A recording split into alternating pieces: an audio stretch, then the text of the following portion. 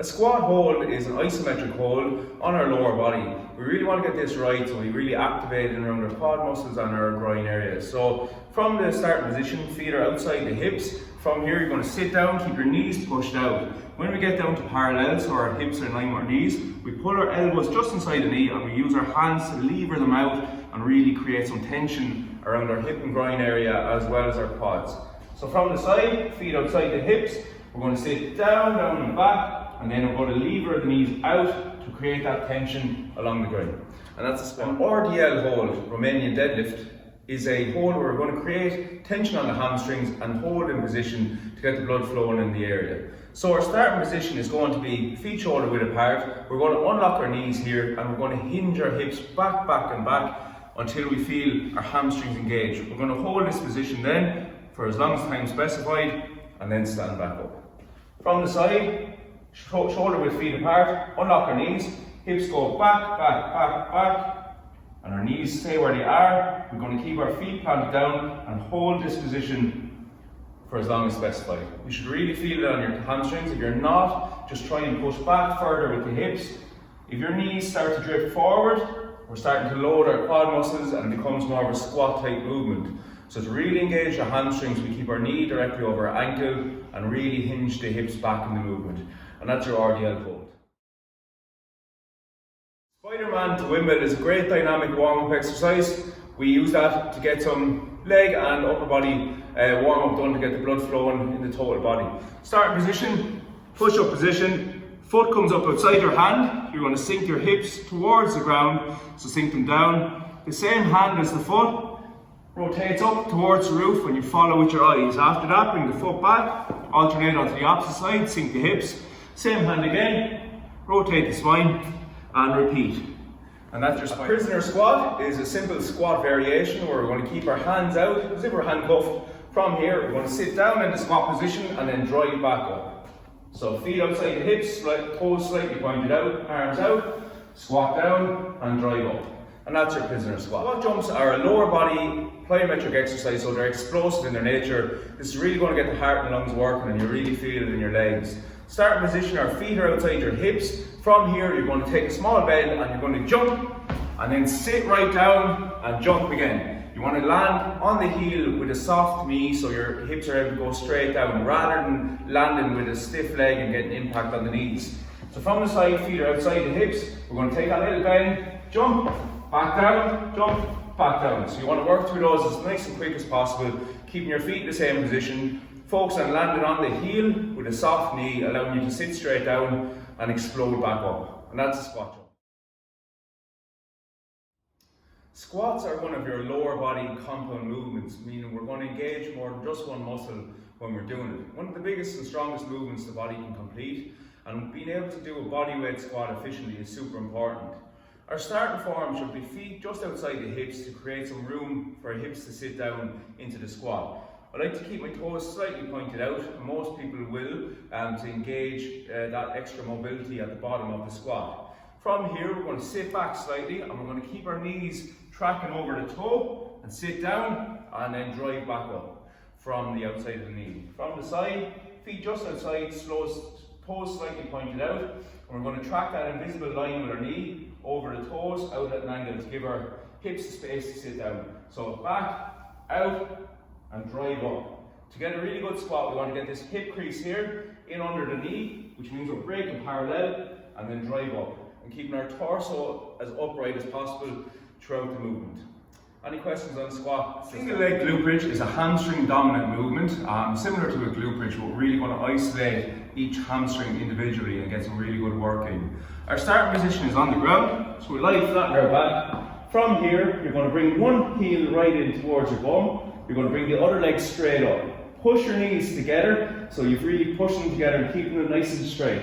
Lie flat on the ground. From here, you're going to push your hips up to the roof and keep everything where it is. So up, down, up, down. You'll really feel this on the hamstring of the leg that's on the ground. The opposite side then, knees together again, up, down, down. And that's called a single leg glute bridge. A squat hold is an isometric hold on our lower body. We really want to get this right, so we really activate in around our quad muscles and our groin areas. So from the starting position, feet are outside the hips. From here, you're going to sit down, keep your knees pushed out. When we get down to parallel, so our hips are in line with our knees, we pull our elbows just inside the knee and we use our hands to lever them out and really create some tension around our hip and groin area as well as our quads. So from the side, feet outside the hips, we're going to sit down and back, and then we're going to lever the knees out to create that tension along the groin. And that's a squat. RDLs, or Romanian deadlifts, were created to allow us to train an eccentric movement on the hamstring under tension to get a really strong deadlift and really build up the hamstring strength. So our starting position for these is feet are about shoulder width apart. We're going to unlock our knees, and from here we're going to do what's called a hinge. So we're going to hinge our hips back towards the wall. So back, back, back, back, back. Keeping your chin tucked down so we have a neutral spine. I'll show you from the side in a moment. And you're going to pull back up. So it's back, back, back, back, and then pull up. From the side, feet shoulder width. You're going to unlock the knees, keep your chin tucked down, push back, back, back, back. Then pull the hips right through, and back again, and through. So that's your RDL movement, or Romanian. Calf raises are a nice simple exercise to activate our calf muscle on the back of our lower leg. So starting position is feet about shoulder width position. You're going to focus on pushing through your big toe and the ball of your foot here. So in around these areas, rather than the weight shifting out onto your little toes. So from here, stand nice and straight, push up through the big toe and the ball of the foot, keep nice and sturdy, and back down. From the side, feet shoulder width, you're going to push up, squeeze, back down, up, and back down. So small little squeeze at the top to really engage the muscle, and it's a nice happy bridge hold is an isometric lower body exercise. We're going to hold tension on our glutes, which is our backside, for a period of time to create tension. So we're going to lie down on the ground. You're going to bring your heels right in towards your bum, lie on the ground, hands on the ground. From here, you're going to push your knees up and out towards the opposite walls, and your hips come up towards the roof. So it's up, out, and hold the top position. Really pushing the knees out to create tension. So to show you from the front, lie down, heels in, hands on the ground, up and out, and hold this position and keep pushing the knees out to create tension along the side of the glute. And that's your glute bridge hold. A flutter kick is a lower abdominal core movement where we're going to engage our hip flexors throughout the movement and really work the lower part of our core. Your starting position is on the ground, lying on your back. I like to pull my knees into my chest, which means our lower back is on the ground. From here, you're going to push your feet out to about 6 inches off the ground and keep your toes pulled back towards you. This engages our hip flexors, which is the driving force behind the movement. From here, feet come heel to toe distance, up and down, keeping the toes pulled back throughout, and you work for the prescribed time. This is called a flutter kick. Cycling the legs is a great way to alternate on your lower body hip flexors and lower core. So our starting position is lying flat on the ground. Both our knees come into our chest like this. We're going to push one leg out at a time. Keep your toe flexed back towards your face and keep the other leg in. From here, pull back in, cycle the other leg out, then opposite, and just keep working through that alternating motion. You want to bring the feet to about 6 inches off the ground, and that's where you're going to get your optimum pull on the core. So, the gill sit-ups are a lovely core exercise. We're going to work a bit of the sternum area and our lower core. So we're starting on the ground, lying on our back. From here, we're going to raise our legs up, keep your toes pulled back and keep your knees out from the hip.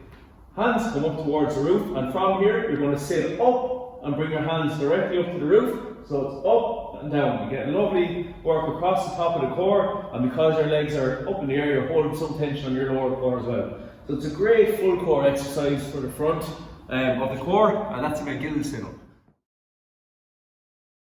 Squat drops are a nice lower body plyometric exercise, so they're explosive in their nature, and we want to work nice and quick through these and really get that spring in our lower body. So feet start together. From here you're going to jump out and sit down, then spring up off the toe, back in and out. So from the side, starting with feet together, jump out, sit down, spring back up and down, and that's your squat drop. Work nice and quick to really get the hard and lunge.